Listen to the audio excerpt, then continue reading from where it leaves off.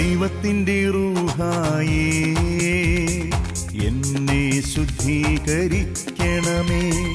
ദൈവത്തിൻ്റെ റൂഹായേ എന്നെ ശുദ്ധീകരിക്കണമേ. യേശുവിൻ്റെ ആത്മാവേ എന്നെ വിശുദ്ധീകരിക്കണമേ. യേശുവിൻ്റെ ആത്മാവേ എന്നെ വിശുദ്ധീകരിക്കണമേ. തിരുരക്തത്താൽ കഴുകണമേ. യേശുവിൻ്റെ രക്തത്താൽ കഴുകണമേ. തിരുരക്തത്താൽ കഴുകണമേ. യേശുവിൻ്റെ രക്തത്താൽ കഴുകണമേ. പ്രിയമുള്ളവരെ, സന്തോഷമില്ല മനുഷ്യന്. അതിൻ്റെ കാരണങ്ങളാണ് ഇന്ന് ഈ കുറച്ച് സമയം നമുക്ക് പരിശോധിക്കേണ്ടത്. അതിനാണ് ഞാൻ ഈ സമയം ചെലവഴിക്കുന്നത്. എത്രയോ മനുഷ്യര് ഒന്നുമില്ലായ്മയിലും സന്തോഷിക്കുന്നു. തൃശ്ശൂര് പീസ് ഹോം എന്ന് പറയുന്ന ഒരു സ്ഥലമുണ്ട്. അവിടെ എല്ലാവരും ഉപേക്ഷിക്കപ്പെട്ട കുട്ടികളെ നോക്കുന്ന സ്ഥലം. അവിടെ സീന എന്ന് പറയുന്നത് ഇത്ര നീളമുള്ള ഒരു കുട്ടിയുണ്ട്. ഉണ്ടായിരുന്നവൾ, അവള് അപ്പനമ്മ അവൾ ഉപേക്ഷിച്ച് പോയി. കൈ ഇത്രയുള്ളോ, കാലിത്രയുള്ളോ, തല വലുതാണ്. ഒരിക്കലും എഴുന്നേറ്റ് നടന്നിട്ടില്ലാത്ത സീന. അവളെ കാണാൻ അവിടെ ആൾക്കാർ വരുമ്പോൾ, അവളുടെ ബെഡിനടുത്ത് വരുമ്പോൾ സിസ്റ്റർ പറയും, സീന അവർക്കൊരു പാട്ട് പാടിക്കൊടുത്തേൻ. ആ കൊച്ചു ശരീരം പാടും, ദൈവസ്നേഹം വർണ്ണിച്ചിടാൻ വാക്കുകൾ പോരാ. അതേ പ്രിയമുള്ളവരെ, ആ കൊച്ചു ശരീരം പല്ല് തേക്കുന്നത് ബ്രഷിലെ പേസ്റ്റ് വെച്ച് സിസ്റ്റേഴ്സ് ഇങ്ങനെ തേച്ചിട്ട് തല ഇങ്ങനെ ചെരിക്കും വെള്ളം പോകാൻ. ഭക്ഷണം കൊടുക്കുന്നത് കിളിക്ക് ഭക്ഷണം വെച്ച് കൊടുക്കണമല്ലോ, വെച്ച് കൊടുക്കും. ആ കുട്ടിക്ക് ഈ ലോകത്തിൽ ആരോടും വിദ്വേഷമില്ല, അസൂയയില്ല, ആക്രാന്തം ഇല്ല, ആർത്തി ഇല്ല. അത് വേണം, ഇത് വേണം, അത് വേണം, ഇത് വേണം, ഒന്നുമില്ല. ഹാപ്പിയാണ് നമ്മളോ. നമുക്ക് പോരാ, ഇനിയും വേണം. അത് അവൾക്കില്ല, ഇത് എനിക്കില്ല. ഈ സീന എന്ന് പറയുന്ന കുട്ടി, അവൾ 2 കുഞ്ഞു കാലുകൾ കൊണ്ട്, കമ്പിളി നൂലുകൾ കൊണ്ട് അവൾ സോക്സ് നെയ്യുന്നു. അവിടെ കിടന്ന് വരുന്നവരുടെ മുഖത്ത് നോക്കി പുഞ്ചിരിക്കുന്നവൾ. ആ പുഞ്ചിരി കണ്ടാൽ ആരും കരഞ്ഞു പോകും. അങ്ങനെ 18 വർഷം കിടന്ന സീന, അവളെക്കാൾ എത്ര അധികമായി ദൈവം നമുക്ക് തന്നിട്ടും നമ്മൾ ഹാപ്പിയല്ല പ്രിയമുള്ളവരെ. പോരാ, നമുക്കൊന്നും പോരാ. അവളുടെ അത്ര സൗന്ദര്യമില്ല, അവന്റെ അത്ര സമ്പത്തില്ല. അവളുടെ കുട്ടി കറുത്തത്, എന്റെ കുട്ടി വെളുത്തത്, എന്തെല്ലാം പരിഭവങ്ങൾ. ജീവിതത്തിൽ എന്ത് കിട്ടിയിട്ടും സംതൃപ്തിയില്ല പ്രിയമുള്ളവരെ.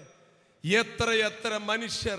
അതാണ് വചനം പറയാ, ഉള്ളത് കൊണ്ട് സംതൃപ്തിപ്പെടുന്നവന് അവന്റെ സമ്പത്ത് ദൈവഭക്തിയാണ് പ്രിയമുള്ളവരെ. അപ്പൊ ഇന്ന് ഈ കൺവെൻഷൻ കഴിഞ്ഞു പോകുമ്പോ എന്തുകൊണ്ടാണ് നമ്മുടെ ജീവിതത്തിൽ സന്തോഷമില്ലാത്തത് പ്രിയമുള്ളവരെ? അത് കണ്ടെത്താൻ നിങ്ങളെ സഹായിക്കുക എന്നാണ് ഞാൻ ആഗ്രഹിക്കുക.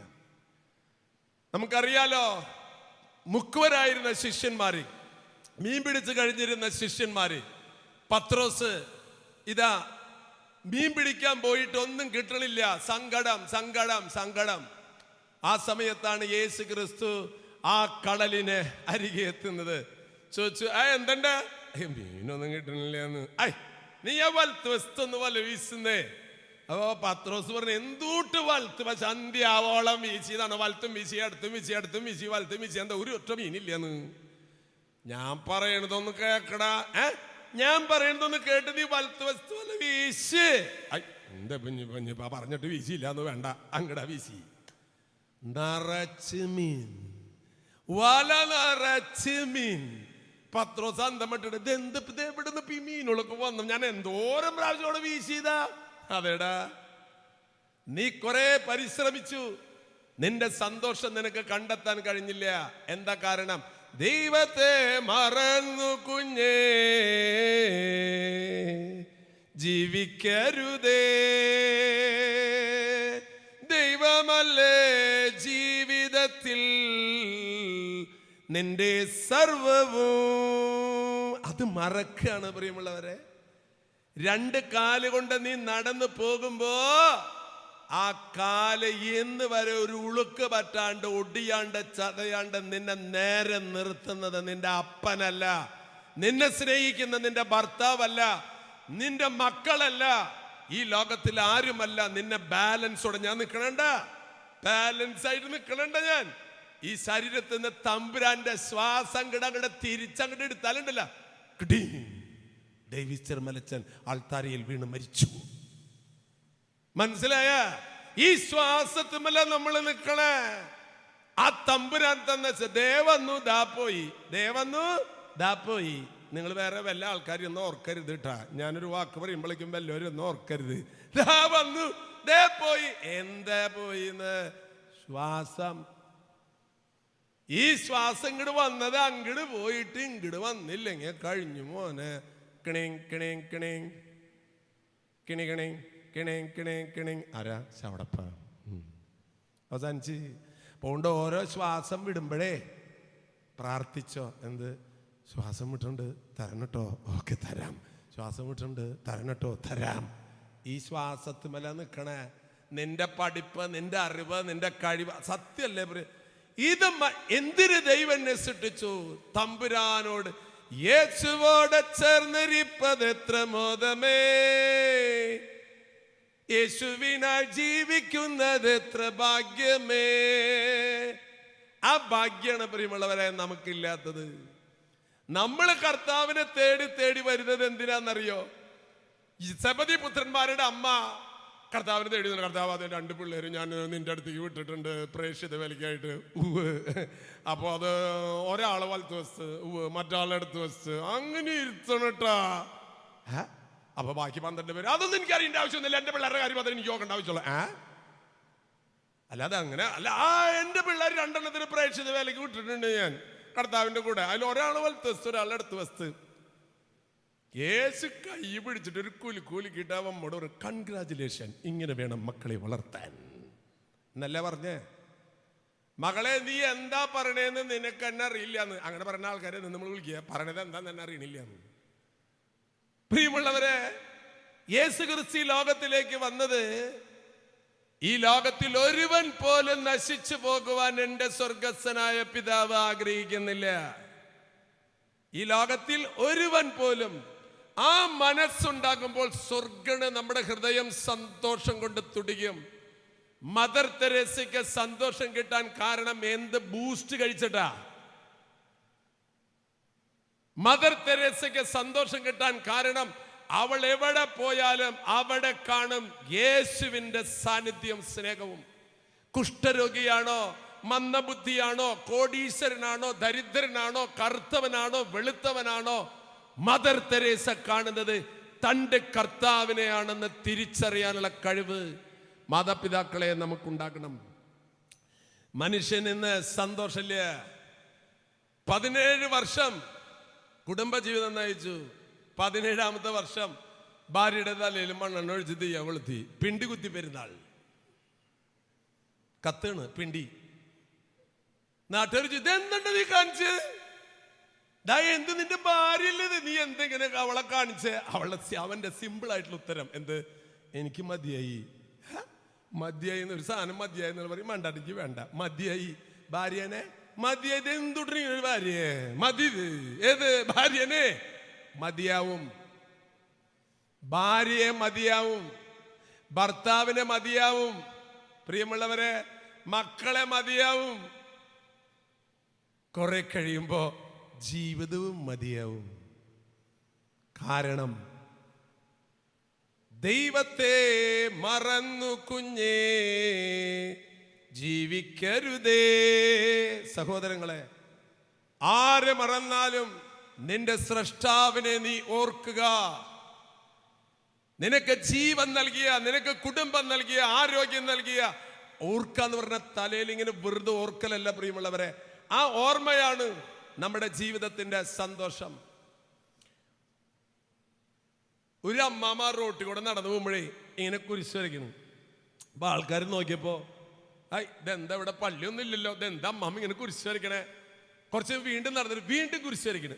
ഇവിടെ പള്ളി, ഇതെന്താ അമ്മാവ നടന്ന് കുരിശ് വയ്ക്കുക? റോട്ടിൽ കൂടെ നടക്കുമ്പോൾ നടന്ന് കുരിശ് വരയ്ക്കുക. ഒരു ചേട്ടൻ ചോദിച്ചു, ഇതെന്താ ചേച്ചി ഇങ്ങനെ ഇടയ്ക്കിടയ്ക്ക് കുരിശ് വരയ്ക്കണേ? ഞാൻ കുരിശ് വരച്ചാൽ യേശു ക്രിസ്തുവിന് സന്തോഷം ഉണ്ടാവുന്നു. ചേടുത്ത് കുരിശ് വരച്ചാൽ എങ്ങനെയാ യേശുവിന് സന്തോഷം ഉണ്ടാവണേ? അതെങ്ങനെയാ? അതെങ്ങനെ പറയേ? എനിക്ക് എല്ലാ വെള്ളിയാഴ്ചയും രാത്രി 9:30 മണിയാവുമ്പോൾ സന്തോഷം ഉണ്ടാവും.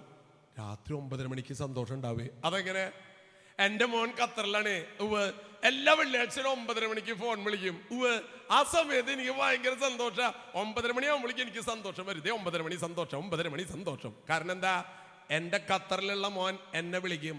അതിൻ്റെ അർത്ഥം എൻ്റെ മകൻ എന്നെ ഓർക്കണ സമയമാണ് വെള്ളിയാഴ്ച 9:30. ആ സമയമാകുമ്പോഴേക്കും എൻ്റെ മനസ്സിൽ ഭയങ്കര സന്തോഷം ഉണ്ടാവും. എവിടെ മോൻ ഇരിക്കുന്നത്? ഖത്തറിലെ. അമ്മ എവിടെയാ? കേരളത്തിലെ. അകലെ ഇരുന്ന് ആ മകൻ്റെ ശബ്ദം കേൾക്കുമ്പോൾ, മകൻ്റെ കോള് വരുന്നു ഓർക്കുമ്പോൾ സന്തോഷം ഉണ്ടാകും. അമ്മ വളരെ സിമ്പിളായിട്ട് പറഞ്ഞു, ഞാൻ കുരിശ് വരച്ചാൽ കുരിശിൽ മരിച്ച യേശു ക്രിസ്തു നോക്കും. എന്നോർത്തൂല. ഓർത്തു. പിന്നെ ഓർത്തു. ഓരോ കുരിശ് വരയ്ക്കുമ്പോഴും ആ കുരിശിൽ മരിച്ചവൻ നിന്നെക്കുറിച്ച് എന്ത് പറയും? എന്നോർത്തൂലേ. യേശു ക്രിസ്തുവിന് സന്തോഷം ഉണ്ടാകണം. പ്രിയമുള്ളവരെ, ഈ ജീവിതം സന്തോഷം നഷ്ടപ്പെട്ടിട്ടുണ്ടെങ്കിൽ കാരണം ദൈവത്തെയും മനുഷ്യരെയും നമ്മൾ മറന്നുപോയിരിക്കുന്നു. ഞാൻ, എൻ്റെ സുഖം, എൻ്റെ സൗകര്യം, ഞാൻ പറഞ്ഞത് അത് നമ്മുടെ ജീവിതത്തിലെ സർവ്വ സന്തോഷത്തെയും നഷ്ടപ്പെടുത്തി കളയും. യേശു പറഞ്ഞതാണ്, നിങ്ങൾ എന്നെ അനുഗമിക്കാൻ ആഗ്രഹിക്കുന്നെങ്കിൽ സ്വയം പരിത്യജിക്കണം. ഞാൻ എന്നുള്ളതിനെ ഇല്ലാണ്ടാക്കണം. പ്രിയമുള്ളവരെ, അപ്പോഴാണ് നമ്മുടെ ജീവിതം സന്തോഷം കൊണ്ട് നിറയുക. സുഖം തേടുന്ന മനുഷ്യൻ, നമ്മുടെ മക്കള്, നമ്മുടെ വിചാരം ഒരു ജോലി കിട്ടുക, കാശ് കിട്ടുക, വീട് വെക്കുക, കുടുംബമായി, മക്കളായി, ഇതൊക്കെ ആയിട്ടുള്ള അനേകം മനുഷ്യരെ പ്രിയമുള്ളവരെ അല്പം പോലും സന്തോഷമില്ലാണ്ട് കഴിയുന്നുണ്ട്. ഇതൊന്നല്ല സന്തോഷത്തിന്റെ കാരണം. ഹൃദയത്തിൽ സൂക്ഷിക്കണം പ്രിയമുള്ളവരെ തമ്പുരാനോടുള്ള സ്നേഹം. ആ സ്നേഹമാണ് നമ്മുടെ ഹൃദയത്തെ സന്തോഷം കൊണ്ട് നിറയ്ക്കുക. ധൂർത്തപുത്രന്റെ ഉപമയിലെ ധൂർത്തപുത്രൻ സുഖവും സന്തോഷം തേടിയത് അപ്പന്റെ സ്വത്ത് കിട്ടിയാൽ സന്തോഷമായി എന്ന് കരുതി. അവന് സന്തോഷം കിട്ടിയോ? ധൂർത്തപുത്രന് സ്വത്ത് കിട്ടി. അവൻ വിചാരിച്ചു, സന്തോഷം, എന്തോരം കാശുണ്ട്. അങ്ങനെ ധൂർത്തപുത്ര കാശും കൊണ്ടൊരു പോക്ക് പോയി. എന്തിനാ? സന്തോഷിക്കാൻ. സന്തോഷിച്ചു. പിന്നെ ധൂർത്തപുത്രന്റെ കാര്യം പറയുമ്പോൾ നമ്മൾ വളരെ ഒരു ചെറിയൊരു ബഹുമാനം ധൂർത്തപുത്രനോട് കാണിക്കേണ്ടതുണ്ട്. കാരണം ധൂർത്തപുത്രനാണ് നമുക്ക് ഇങ്ങനെ ഒരു വാക്ക് കണ്ടുപിടിച്ച് തന്നത്. ഏത് വാക്ക്? അടിപൊളി എന്നുള്ള വാക്ക് നമുക്ക് കണ്ടുപിടിച്ച് തന്നത് ധൂർത്തപുത്രനാണ്. പണ്ട് ഈ അടിപൊളി ഒന്നും നമുക്ക് പറയാൻ അറിയില്ലായിരുന്നു. പിന്നെ ധൂർത്തപുത്രനാണ് അത് കണ്ടുപിടിച്ചത്. കാരണം വെച്ചാൽ ധൂർത്തപുത്രയെ കാശ് കൊണ്ട് പോയിട്ട് പോക്കറ്റിലല്ലേ കാശ് വെച്ചിട്ടുള്ളത്. എത്ര വേണ്ട? 10,000 രൂപ കൊണ്ടുപോയി. നിനക്ക് എത്ര വേണം? 50,000 രൂപ കൊണ്ടുപോയിട്ട് അങ്ങനെ പോക്കറ്റിൽ കാശെടുത്ത് ഒരു ദിവസം ധൂർത്തപുത്രൻ എന്തോ കാര്യത്തിന് പോക്കറ്റിൽ കൈയിട്ടപ്പോഴാണ് മനസ്സിലാക്കണേ അടിപൊളിയെന്ന്. കേശരി അടിപൊളിഞ്ഞിരിക്കുന്നു. അങ്ങനെയാണ് ഈ അടിപൊളി എന്നുള്ള വാക്ക് മലയാളത്തിന് കിട്ടിയത്. ആ നിലയ്ക്ക് ധൂർത്തപുത്രനോട് പ്രത്യേക ഒരു കടപ്പാട് നമുക്കുണ്ട്. അടിപൊളിയും പ്രിയമുള്ളവരെ കുറെ കഴിയുമ്പോ അടിപൊളിഞ്ഞു. ഒരു ഔസേപ്പേട്ടന്റെ കഥ ഞാൻ ഓർമ്മ. മനുഷ്യനുണ്ടല്ലോ പ്രിയമുള്ളവരെ, എന്തിനീ കൺവെൻസ് ഇതൊക്കെ കേൾക്കുമ്പോ സംഭവം ശരിയല്ലേ എന്നൊരു തോന്നലുണ്ടായാൽ നിങ്ങൾ രക്ഷപ്പെട്ടു. ഒരു ജോസഫേട്ടൻ ആശുപത്രിയില് സീരിയസ് ആയിട്ട് കിടക്കുക, ICUലാണ്. അപ്പൊ എനിക്ക് പരിചയമുള്ളൊരു കുടുംബമാണ്. ആ ചേച്ചി വന്നിട്ട് പറഞ്ഞു, ഭാര്യ വന്നിട്ട് പറഞ്ഞു, അച്ഛാ ഔസേപ്പേട്ടൻ ഇങ്ങനെ ആശുപത്രിയിൽ കിടക്കണം, ആള് കല്യാണത്തിൽ പോലും കുമ്പസാരിച്ചിട്ടില്ല. അതെന്താ? അതെന്നോട് പറഞ്ഞിട്ടുണ്ട്. കുമ്പസാരിച്ചു എന്ന് അച്ഛൻ ചോദിച്ചപ്പോൾ പറഞ്ഞു, അപ്പുറത്തെ ഇടവേല് പോയിട്ട് കുമ്പസാരിച്ചു എന്ന് പറഞ്ഞു. ഒരു കള്ളം പറഞ്ഞിട്ടുണ്ട്. അങ്ങൊരു കെട്ടി തന്നെ കുമ്പസാരിച്ചിട്ടില്ല അച്ഛോ. ആള് നാട് വിട്ട് പോയതാണ് മദ്രാസില്. അങ്ങനെ അവിടെയൊക്കെ ജീവിച്ചിട്ട് ഇടയ്ക്ക് വരും. എനിക്ക് 2 കുട്ടികളുണ്ട്. അങ്ങോരുടെ ജീവിതം എനിക്ക് ഒന്നും അറിയില്ല. ഇപ്പൊ അറ്റാക്കായിട്ട് ആശുപത്രിയിൽ കിടക്കുന്നുണ്ട്. അച്ഛനൊന്ന് കുമ്പസാരിപ്പിക്കണം, മരിക്കുന്നതിന് മുമ്പ് മനുഷ്യനൊന്ന് കുമ്പസാരിച്ചിട്ട്. ഞാൻ പറഞ്ഞു അച്ഛൻ ഒന്ന് വായ അച്ഛോ. അങ്ങനെ ഞാൻ കുമ്പസാരിപ്പിക്കാനായിട്ട് ഔസേപ്പേട്ടനെ കുമ്പസാരിക്കാൻ ആശുപത്രിയിൽ ഐസിയുലേക്ക് ചെന്നപ്പോഴാണ് അയാളുടെ കിടപ്പ് കാണണം. ശാന്തശീലനായ ഒരു അന്തോണീസ് ഉണ്ണിയാളുടെ മുഖമായിട്ട് കിടക്കണ ഒരു ഔസേപ്പേട്ടൻ. എന്താ സുഖം ICUയിൽ കിടക്കാനായിട്ട്. അങ്ങനെ ഞാനവിടെ കിടന്ന് ഔസേപ്പേട്ടനോ നോക്കിയിട്ടോ, ഔസേപ്പേട്ടാ ഇയാള് കുമ്പസാരിക്കണ്ടേ? ഞാൻ ചോദിച്ചു, കുമ്പസാരിക്കണ്ടേ? ആള് രക്ഷപ്പെട്ടു. അനുവാദം കിട്ടി. എളുപ്പല്ലേ കുമ്പസാരിച്ചു നിന്ന് അനുവാദം കിട്ടാനായിട്ട്. അപ്പൊ ഞാനിങ്ങനെ ആലോചിച്ചു, കല്യാണത്തിലും കുമ്പസാരിച്ചില്ല, ഇപ്പൊ 10-68 വയസ്സായി. ഈ മനുഷ്യൻ ഇതുവരെ ചെയ്ത പാപങ്ങളൊക്കെ മൊത്തമായിട്ട് ഓർത്തിട്ട് എന്നോട് പറയേണ്ട അവസ്ഥ വരുമ്പോ ഇയാൾക്ക് എന്തൊരു അസുഖം? അറ്റാക്ക്. കണ്ടമാനം പശ്ചാത്താപം വന്നാലുള്ള ബുദ്ധിമുട്ടും നമുക്ക് അറിയാലോ. നമ്മളെല്ലാം കുമ്പസാരിക്കാൻ വരുമ്പോ എന്തോരം മാനസിക വിഷമം, മനസ്സിന് താങ്ങാൻ പറ്റണ അവസ്ഥയിലാണോ?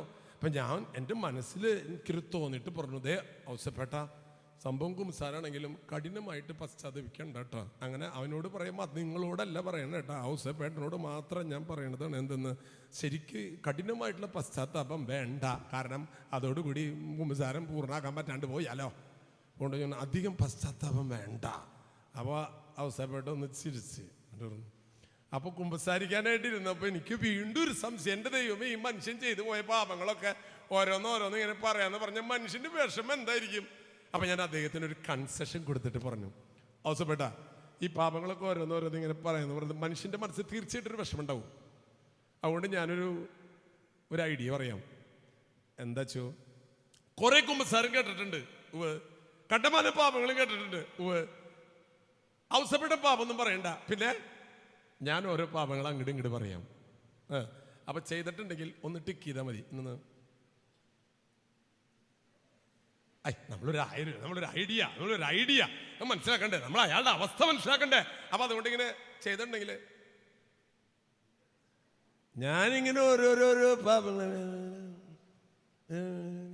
3-4 ടിക്ക് കഴിഞ്ഞപ്പോൾ ആള് പറഞ്ഞു, എല്ലാം ചെയ്തിട്ടുണ്ടോ. പ്രിയമുള്ളവരെ, ആ മനുഷ്യന് തീരെ സുഖമില്ലാണ്ട് കിടക്കണു. ശരീരത്തിന് സുഖമില്ല, മനസ്സിന് സുഖമില്ല. മനസ്സിലാക്കുക. അവിടെ കിടക്കുന്ന മനുഷ്യനോട് ഞാൻ പറഞ്ഞു, ഔസേപ്പേട്ട, തമ്പുരാൻ കൂടിനിട്. കഴിഞ്ഞ കാലൊന്നും തമ്പുരാൻ ആലോചിക്കില്ലട്. പാപപ്പൊറുതി കൊടുത്തതിന് ശേഷം കർത്താവിൻ്റെ തിരുശരീരം ആ നാവിൽ വെച്ച് കൊടുത്തിട്ട് പറഞ്ഞു, കണ്ണടച്ചോ. ഒന്നും ഓർക്കണ്ട. കണ്ണടച്ചപ്പോൾ അയാളുടെ കണ്ണിൽ നിന്ന് കണ്ണുനീർ തുള്ളികൾ ഉന്തിത്തള്ളി വന്നെങ്കിൽ ഒഴുകുക. കംപ്ലീറ്റ് ഒഴുകി വന്ന് ഈ ചെവിയിൽ ഇങ്ങനെ കടി തളം കെട്ടി നിൽക്കുക. ഞാൻ നോക്കുക, കണ്ണിൽ നിന്ന് ഒഴുകിയാൽ ചെവിയിലാണ് തളം കെട്ടുക എന്നുള്ളത് വല്ലവർക്കും സംശയമുള്ളവർ ഇന്ന് പോയി രാത്രി കിടന്നൊന്ന് കരഞ്ഞു നോക്കുക. അപ്പോൾ ചെവിയിൽ തളം കെട്ടിയിട്ട് നിങ്ങൾക്ക് കാണാൻ പറ്റും. അല്ല, ഞാൻ വല്ല സംശയം ഉണ്ടെങ്കിലോ. ഞാൻ അവിടെ നിന്ന് ഇങ്ങോട്ട് പോന്നു. ആ മനുഷ്യൻ്റെ മുഖത്തുള്ള പ്രകാശം. സഹോദര, എന്ന് നീ നിന്റെ ജീവിതത്തിൽ യേശു ക്രിസ്തുവിനെയും അവിടെ നിന്ന് നിനക്ക് വാഗ്ദാനം ചെയ്യുന്ന സ്വർഗരാജ്യത്തെ സ്വപ്നം കണ്ടാൽ അന്ന് നിന്റെ മുഖം സൂര്യനെ പോലെ പ്രകാശിക്കും. ഞാൻ പോകുന്ന 2 ആഴ്ച കഴിഞ്ഞപ്പോൾ ആ ചേച്ചി എന്നെ വിളിച്ചിട്ടു, അച്ചോ, ഔസേപ്പേട്ടൻ വീട്ടിലുണ്ടാ? ഡിസ്ചാർജ് അയച്ചു ആണാ, എനിക്കൊന്ന് കാണണം. ഞാൻ കാണാൻ ചെല്ലുമ്പോൾ അങ്ങോര് വീടിൻ്റെ മുമ്പിലൊരു കസേരയില് ബൈബിളൊക്കെ നിവർത്തി വായിച്ച് ശാന്തനായി സന്തോഷത്തോടെ ഇരിക്കുന്നു. പ്രിയ സഹോദരങ്ങളെ, പൊന്നും പണവും കൊടുത്തിട്ട് ഒരാളെ സന്തോഷിപ്പിക്കാൻ പറ്റില്ല. കർത്താവിനെ സ്വന്തമാകണം നമ്മൾ. നമ്മുടെ ജീവിതത്തിൽ സന്തോഷമില്ലാത്തതിൻ്റെ കാരണം 1 by 1 ആയി ഞാൻ നിങ്ങളോട് പറയാം. 1, നാം ദൈവത്തെ മറന്നു പോയിരിക്കുന്നു. ദൈവമാണിതെല്ലാം തന്നതെന്ന് മറന്നു പോയിരിക്കുന്നു. 2, റോമാലേഖനം 14-ാം അധ്യായം 7-ാമത്തെ വചനത്തിൽ നാം ജീവിക്കുന്നത് നമുക്ക് വേണ്ടിയല്ല എന്നുള്ളത് തിരിച്ചറിയണം. നമ്മിലാരും തനിക്ക് വേണ്ടി മാത്രം ജീവിക്കുന്നില്ല, നമ്മിലാരും തനിക്ക് വേണ്ടി മാത്രം മരിക്കുന്നുമില്ല. നാം ജീവിക്കുന്നെങ്കിൽ കർത്താവിനെ സ്വന്തമായി ജീവിക്കുന്നു, മരിക്കുന്നെങ്കിലോ കർത്താവിനെ സ്വന്തമായി മരിക്കുന്നു. ഇവിടെ നമ്മുടെ ജീവിതം സ്വർഗമാണ് പ്രിയമുള്ളവരെ. തുടർന്ന് പൗലോസ്ലീഹ പറയുന്നു, ആകയാൽ ജീവിച്ചാലും മരിച്ചാലും നാം കർത്താവിനുള്ളവരാണ്. ജീവിച്ചാലും മരിച്ചാലും കർത്താവിനുള്ളവരാണ്. കരമുയർത്തി ഹല്ലേലൂയ, ഹല്ലേലൂയ, ഹല്ലേലൂയ. പ്രിയമുള്ളവരെ, നമ്മൾ ജീവിക്കുന്നത് നമുക്ക് വേണ്ടി. പിന്നെ ചിലര് നമുക്ക് വേണ്ടി മാത്രമല്ല, ഞാനും എൻ്റെ ആളും 40 പേരും കപ്പലുണ്ടാക്കി. ഇപ്പൊ കപ്പലൊന്നും ആൾക്കാർക്ക് വേണ്ട. ബോട്ട് എപ്പോഴും വരെ, ബോട്ട്. ഐ കപ്പൽ വേണടാ, വേണ്ട, എനിക്ക് ബോട്ട് മതി. ടെറസിന്റെ മുകളിൽ എങ്ങനെയെങ്കിലും എന്നെ കൊണ്ടുപോയാൽ മതി. ബോട്ട്, കപ്പലൊന്നും വേണ്ട. അത് കപ്പൽ കൊണ്ടുവരാടാ, വേണ്ടത് ബോട്ട്. ബോട്ട് വന്നില്ലേ? അതായത് ഞാനും എൻ്റെ ആളും, ഞാനും എൻ്റെ ഭർത്താവും അല്ലെങ്കിൽ എൻ്റെ ഭാര്യയും കുറച്ച് ഫ്രണ്ട്സും. യേശു ക്രിസ്തുവിൻ്റെ അനുയായി അങ്ങനെയല്ല ജീവിക്കേണ്ടത്. മാതാപിതാക്കളെ, നിങ്ങളുടെ മക്കൾക്ക് വേണ്ടി എന്തൊക്കെ കഷ്ടപ്പെട്ട് ഉണ്ടാക്കി കൊടുത്തിട്ട് അവസാനം ഇരുന്ന് കരയുന്നതിന്റെ കാരണം മക്കളെ വളർത്തേണ്ടത് അങ്ങനെയല്ല. യേശു ക്രിസ്തു വളർന്നത് പോലെ വളർത്തണം മക്കളെ. ഞാൻ ബഹ്റൈനിൽ ധ്യാനിപ്പിക്കാൻ പോയപ്പോൾ അവർ ഒരു വീട്ടിലാണ് കാലത്ത് ബ്രേക്ക്ഫാസ്റ്റ് കഞ്ഞി കുടിച്ച് അവരുടെ ഹസ്ബൻഡ് കമ്പനിക്ക് പോയപ്പോൾ ഈ ചേച്ചി എന്നോട് പറഞ്ഞു, അച്ഛാ ഞാൻ എല്ലാ ദിവസവും കാലത്ത് എൻ്റെ ബ്രേക്ക്ഫാസ്റ്റ് കഴിഞ്ഞാൽ എനിക്ക് എൻ്റെ മക്കൾ, ഒരാൾ UK-യിൽ ഒരാൾ അമേരിക്കയിലാണ്, അവർ ഈ കൊന്ത കെട്ടാനുള്ള നൂല് ഞാൻ ചോദിച്ചു വാങ്ങിച്ചിട്ടുണ്ട്. ആ നൂലെടുത്തിട്ട് ഞാൻ കൊന്ത കെട്ടി മുട്ടുകുത്തിയിട്ട് കൊന്ത കെട്ടി എൻ്റെ വലിയ വീട് കോടീശ്വരന്മാരവർ 2 ബെഡ്റൂം ഉണ്ട് എൻ്റെ മക്കൾക്ക് ഇവിടെ. വല്ലപ്പോഴും വരുമ്പോൾ താമസിക്കാൻ ആ ബെഡ്റൂമിൽ ഞാൻ ഈ കൊന്ത കെട്ടി മുട്ടുകുത്തി നടന്ന് കൊന്ത ചെല്ലി മുട്ടുകുത്തി നടന്ന് ഈ കൊന്ത കെട്ടി ഇവരുടെ ബെഡ്റൂമിൽ ഞാൻ നടക്കച്ചോ. ഞാൻ ചോദിച്ചു, എന്തിനാ ചേച്ചിയെ? എൻ്റെ മക്കൾ എന്നെ മറക്കുമെന്ന് എനിക്കറിയാച്ചോ. എന്നെ മറക്കണം അവർ. അമ്മേനെ എത്ര കാലം ഓർക്കും മാതാപിതാക്കളെ?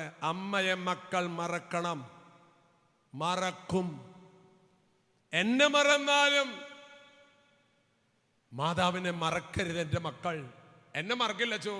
എന്നിട്ട് അമ്മ പറഞ്ഞു, എൻ്റെ അമ്മേനെ എനിക്ക് ഓർമ്മയുണ്ട്, അമ്മേനെ എനിക്ക് ഓർമ്മയുണ്ട് അച്ചോ. ഇല്ല, അതുപോലെ ഞാനും എൻ്റെ മക്കളുടെ മക്കളാകുമ്പോഴേക്കും എന്നെ മറക്കില്ലേ?